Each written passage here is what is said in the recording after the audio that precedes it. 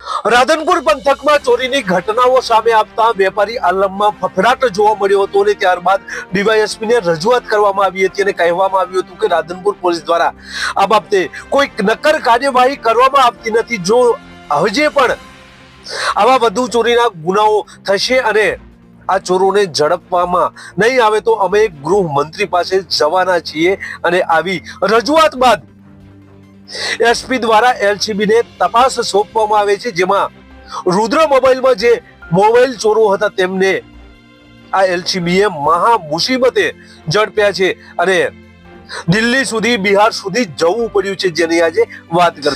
નમસ્કાર, ક્રાઇમ આવાજ ન્યૂઝમાં તમારું સ્વાગત છે. હું છું તમારો નાનજીભાઈ ઠાકોર.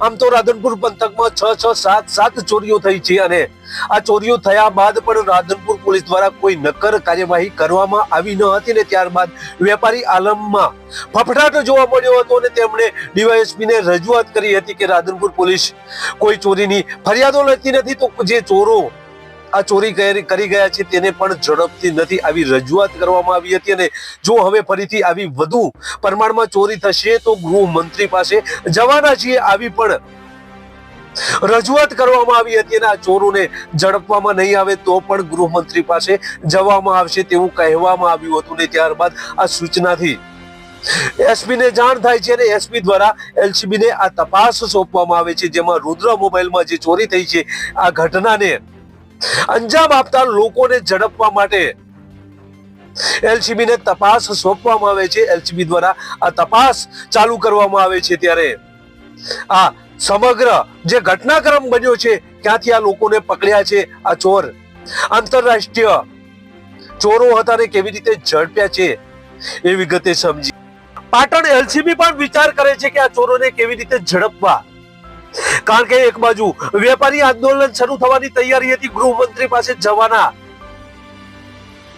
આ વેપારીઓ હતા, તેવામાં આ એસપી આ એલસીબી ને તપાસ સોંપે છે ત્યારે એલસીબી દ્વારા પ્રથમ સીસીટીવી કેમેરાની ફૂટેજ અહીંયા રુદ્રા મોબાઈલની લઈ જવામાં આવે છે અને તેની તપાસ કરવામાં આવે છે અને અન્ય રાજ્યના જે પોલીસ સ્ટેશનો છે ત્યાં પણ જે આવા ગુનેગારો છે જેણે ચોરીને અંજામ આપ્યો છે, જે આંતરરાષ્ટ્રીય ચોરીઓ કરી રહ્યા છે, આવા ચોરોની સીસીટીવી કેમેરાની ફૂટેજ મંગાવવામાં આવે છે, જેમાં અન્ય રાજ્યો જેમ કે રાજસ્થાન હોય કે પછી મહારાષ્ટ્ર હોય કે ઉત્તર પ્રદેશ હોય, તમામ રાજ્યોની જે ફૂટેજો છે તે ચેક કરવામાં આવે છે. ત્યારે રાજસ્થાનમાંથી આજે રાધનપુરમાં જે ઘટના ઘટી છે એ જ પ્રકારની ત્યાં ઘટના ઘટી હતી, એવા જ પ્રકારના દેખાવના આ ચોરો દેખાઈ રહ્યા હતા. એટલે પોલીસ દ્વારા રાધનપુર અને આ રાજસ્થાનના આ પોલીસ સ્ટેશન હદ વિસ્તારમાં કે જ્યાં આવી ચોરીને અંજામ આપતા આ જ લોકો હતા તેની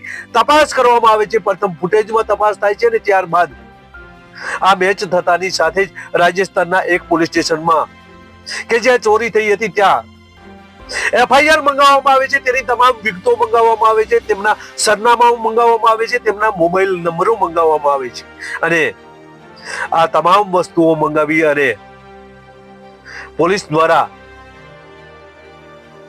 અન્ય રાજ્યમાં આ ચોરોને ઝડપવા માટે જવું પડે તેવી સ્થિતિનું નિર્માણ થાય છે, કારણ કે આ આંતરરાષ્ટ્રીય ચોરીઓ હતા અને અન્ય રાજ્યના હતા એટલે બિહારમાં જવું પડે તેવી સ્થિતિનું નિર્માણ થાય છે. એલસીબી ની મકવાણાની ટીમ અહીંથી બિહાર નીકળે છે, બાયપાસ વિમાનમાં જાય છે અને ત્યાં જઈને સ્થાનિક પોલીસને મળે છે અને જેનું એડ્રેસ છે, જે અહીંયા રાધનપુરમાં જે ચોરી કરી છે તેના એડ્રેસ મુજબ બિહારમાં જે ચોર હતો તે પોલીસના હાથે ઝડપાઈ ચૂક્યો હતો. 376 ના ગુનામાં પોલીસે એટેક કરી હતી. ત્યારે મકવાણાની ટીમ પરત ફરે છે અને બીજી ટીમ કે જ્યાં બીજા બે અન્ય સાથે જે ચોરો હતા તેમને ઝડપવા માટે અહીંથી બીજી ટીમ જે સોલંકીની ટીમ કહેવાય છે તે અહીંથી રવાના થાય છે. સોલંકીની ટીમ દ્વારા દિલ્હી ઉતરવામાં આવે છે અને ત્યાં તપાસ કરવામાં આવે છે. એટલે આ ઇન્ટરનેશનલ ચોર હોય તેવું જાણવા મળે છે. અહીંયા નેપાળમાં બેસીને એક ઈસમ છે, એ ઈસમ આ તમામ ભારતભરમાં જે ચોરીઓ થઈ રહ્યું છે તેનું નેટવર્ક ધરાવનાર ઈસમ છે અને આ કેવી રીતે ચોરી કરવી ઓનલાઈન, કઈ રીતે ક્યાં શોરૂમ આવેલો છે, આ બધું ઇન્ટરનેટ ઉપર જોઈ અને જ્યાં ચોરી કરવા જેવું લાગે ત્યાં ચોરી કરતા હતા, ત્યારે આ રુદ્ર મોબાઈલમાં પણ આવી રીતે જ ચોરી કરી હોય તેવું પોલીસના ધ્યાને આવ્યું હતું. સોલંકીની બીજી ટીમ દ્વારા 2 આરોપીઓને ઝડપી લેવામાં આવે છે અને રાધનપુર લઈ આવવામાં આવે છે અને રાધનપુરમાં લઈ આવ્યા બાદ રુદ્ર મોબાઈલના શોરૂમે જવામાં આવે છે. ત્યાં કેવી રીતે ચોરી કરી, આ ગુનામાં કોણ કોણ સંડોવાયેલા છે, આ તમામ વિગતો આ પોલીસ સ્ટેશનમાં રાધનપુરમાં લાવ્યા બાદ આ તમામ વિગતો જાણવામાં આવે છે. ત્યારે એક આરોપી હજી બિહાર પાટણ એલસીબીની 2 ટીમો બને છે. એમાં એક સોલંકીની ટીમો છે, તે 2 ચોરોને ઝડપી આવે છે અને ત્યારબાદ આ મકવાણાની ટીમ દ્વારા આ બિહારમાં ઝડપાયેલો 376 નો આરોપી પણ આ ગુનામાં સંડોવાયેલો હોય છે. એટલે પરમિશન હોતી નથી, એટલે આ મકવાણાની ટીમ પરત ફરે છે અને ત્યારબાદ રિપોર્ટ એસપી ને રજૂ કરે છે અને રાધનપુર પોલીસ દ્વારા આ જે ચોર છે, આ 376 માં જે બિહારમાં ચોર છે તેને ઝડપવાનો બાકી હતો, તે પોલીસના હાથમાં આ ચોર છે તેને રાધનપુર લાવવા માટે રાધનપુર કોર્ટમાં એક પરમિશન માંગવામાં આવી છે અને આ પરમિશન ગ્રાન્ટેડ કરવામાં આવી છે રાધનપુર કોર્ટ દ્વારા. રાધનપુર કોર્ટ દ્વારા આ પરમિશન ગ્રાન્ટેડ થયા બાદ રાધનપુરના પીએસઆઈ જાડેજા બિહાર જવા રવાના થયા છે. આમ તો આવતીકાલે કદાચ આ ચોરને બિહારથી અહીંયા લાવવામાં આવશે. આમ આ ઇન્ટરનેશનલ ચોરો છે, મુલતાની ગેંગના ચોરો છે અને ઓનલાઈન આવી દુકાનો, આવા શોરૂમોને ટાર્ગેટ કરતી આ ઇન્ટરનેશનલ ટોળકી છે.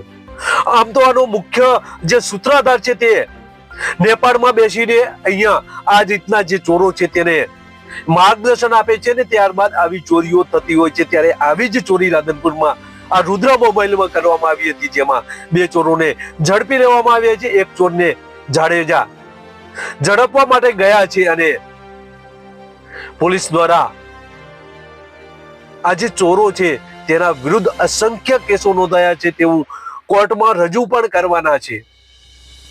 આમ તો રાધનપુરમાં આ પ્રથમ વખત આવી ચોરી થઈ હોવાની વિગતો સામે આવી છે.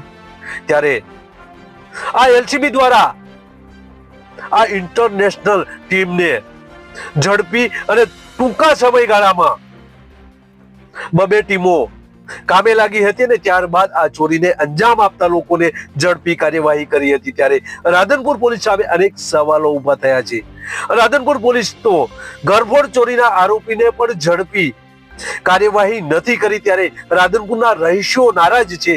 તેવામાં આ એલસીબીની ટીમ દ્વારા આ ઇન્ટરનેશનલ આ મોટી ગેંગ છે તેના આ ચોરોને ઝડપી કાર્યવાહી કરી છે. ત્યારે આ એલસીબીની ટીમને સલામ છે. બસ એ જ. જો તમે અમારી ચેનલમાં નવા છો અને આવા જ લેટેસ્ટ ન્યૂઝ જોવા માંગો છો તો અમારી ચેનલને અત્યારે સબસ્ક્રાઇબ કરો, જેથી આવનાર લેટેસ્ટ ન્યૂઝ તમારા સુધી પહોંચી શકે. નમસ્કાર.